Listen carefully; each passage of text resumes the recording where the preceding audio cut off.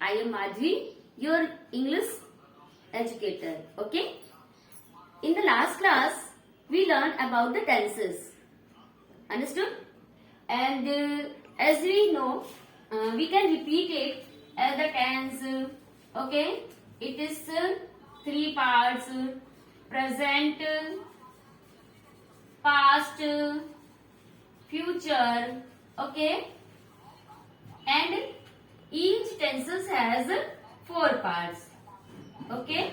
In the last class, I taught you that each tenses, present, past and future, each tenses has four parts.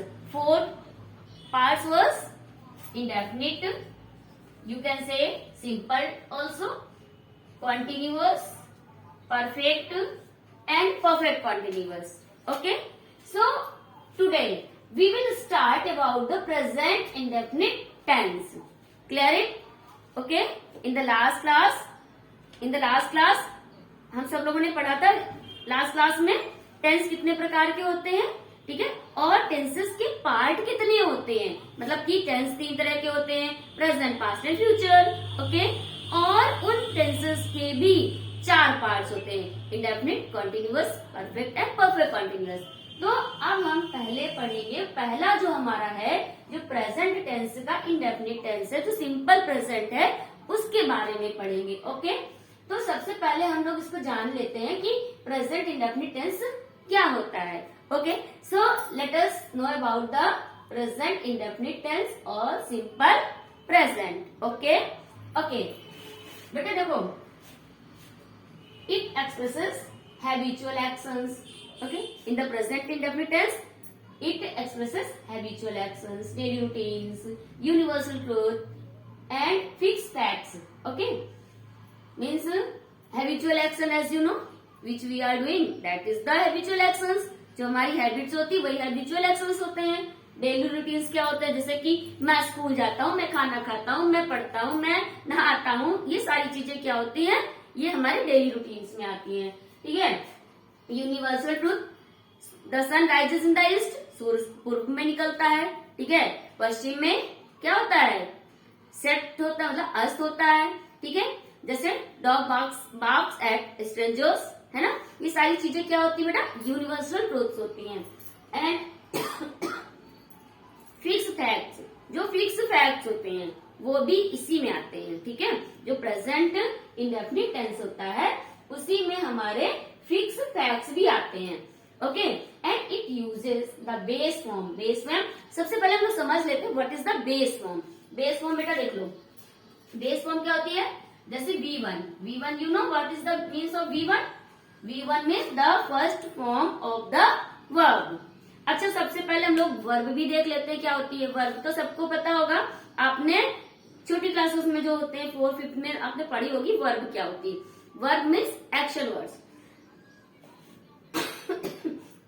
जितने भी action words होते हैं वो सारी verb होती है. जैसे कि प्ले, हमारे द्वारा किया गया काम है ना, हम जो भी काम करते हैं, हम करते हैं, या कोई भी लिविंग बीइंग्स होते हैं, जितने भी क्रिएचर्स होते हैं, जितने भी एनिमल्स हैं, जितने भी हमारे जो भी हमारे क्रिएचर्स हैं वर्ल्ड में रहने वाले, जो भी काम करते हैं वो सब वर्ब कहलाती है. खाना, पीना, नहाना, चलना, सोना, रोना, गाना, जितनी भी चीजें हैं हमारे द्वारा की गई सभी कार्य, ठीक है, वो सब वर्ब होता है. अब वर्ब की भी हमारे 3 फॉर्म्स होती है, पता है ना, जैसे कि गो, वेंट एंड गॉन. ठीक है. जैसे कम, केम, कम. ओके. अब ये जो फर्स्ट फॉर्म होती है और ये जो सेकेंड फॉर्म होती है, ये थर्ड फॉर्म होती है. तो ये हमारी क्या होती है, वर्ब की फॉर्म्स होती हैं. अब जो गो हो गई ये बेस फॉर्म है, ये कम हो गई ये बेस फॉर्म है. ठीक है. तो ये सब क्या होती है, हमारी बेस फॉर्म होती है. ठीक है. ये क्या होती है, हमारी बेस फॉर्म होती है. अब पॉज करो, फॉर्म होती है, समझ गया ना सारे लोग. ये क्या होती है, बेस फॉर्म. बेस फॉर्म कौन सी फॉर्म होती है, जो हमारी फर्स्ट फॉर्म होती है. ठीक है. ये जो फर्स्ट फॉर्म हमारी कौन सी है, जो मैंने लिखी है आपको, गो, ये क्या हो गई, हमारी बेस फॉर्म हो गई. समझ गए ना. जैसे अगर हमारी कम है, ये बेस फॉर्म हो गई. ठीक है. प्ले है, ये बेस फॉर्म हो गई। ठीक है, तो मैंने यहाँ पे क्या बताया है कि जो it uses the base form, ये बेस फॉर्म यूज करते हैं हम। ठीक है, कब बेस फॉर्म होता है हमारे, जब हम लोग प्लूरल में यानी कि एक से ज्यादा लोगों के बारे में बात करते हैं तो हम किसकी कौन सी फॉर्म यूज करते हैं, बेस फॉर्म यूज करते हैं। ठीक है, एंड क्या होता है, it uses the base form of the verb, base form use करते हैं इसमें हम लोग, और एडिंग एस और ES for the third person. Third person you know, third person जानते हो आप लोग सारे लोग। देखो सिंपल सा बिल्कुल टेक्निक है हमारे पास में। मैं हमेशा फर्स्ट हूँ, ठीक है, तुम हमेशा क्या हो, सेकेंड हो, और जो और सारे लोग हैं वो हमारे क्या हैं, वो थर्ड है। थर्ड मतलब मैं क्यों इंग्लिश में बताओ क्या कहते हैं, सारे लोग कमेंट बॉक्स में बताइएगा मैं को इंग्लिश में क्या बोलते हैं। ओके, तो मैं मीन्स मैं जो हूँ वो फर्स्ट हूँ। ठीक है, मैं की जितनी भी फॉर्म्स होती हैं, आई, we, us, our, I, me, माई, ऐसे याद कर सकते हो आप लोग। आई, मी, माई, वी, अस, अवर, ये फर्स्ट फॉर्म हो गई। तुम मैंने बताया ना तुम सेकेंड हो, मैं भैया फर्स्ट हूँ।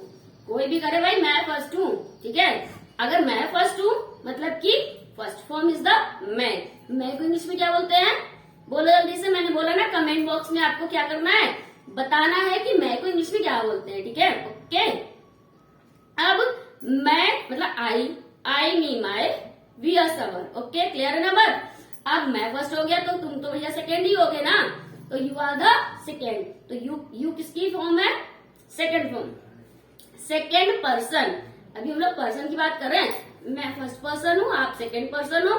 ठीक है, थर्ड पर्सन क्या है, अरे वो सब थर्ड। और वो की इंग्लिश क्या होती है, इसको भी आपको कमेंट बॉक्स में बताना है कि वो को क्या बोलते हैं।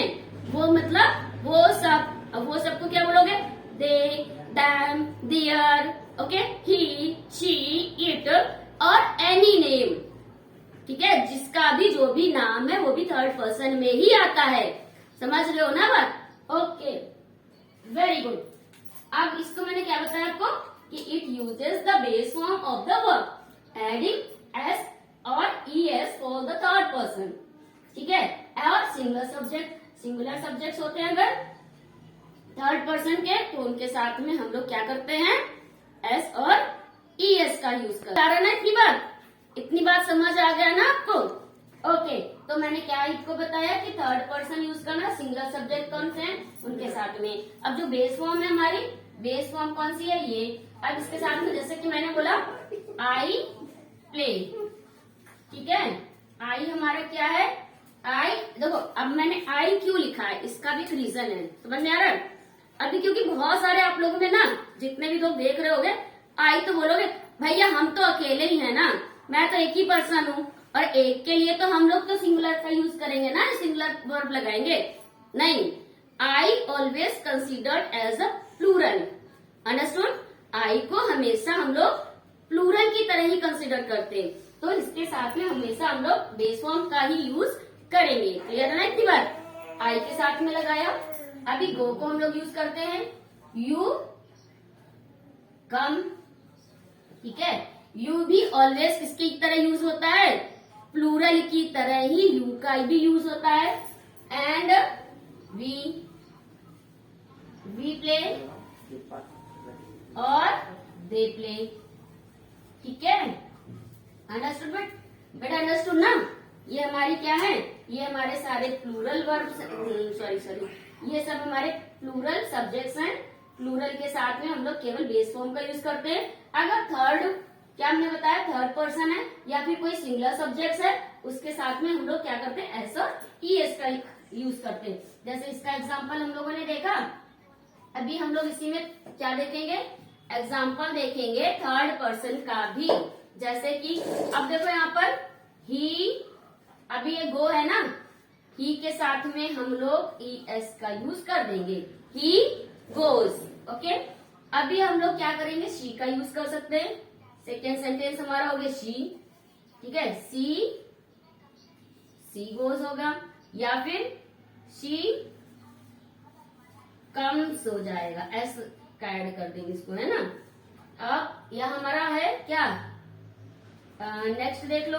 जैसे राम प्लेज हो जाएगा, ठीक है।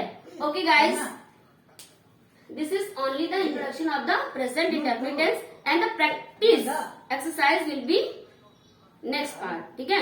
इसकी जो इंडेफिनिट टेंस की जो प्रैक्टिस एक्सरसाइज होगी वो हम लोग नेक्स्ट पार्ट में करेंगे, ठीक है। Okay, thank you and have a nice day. Please like, subscribe and comment in my channel. Thank you, thank you, thank you for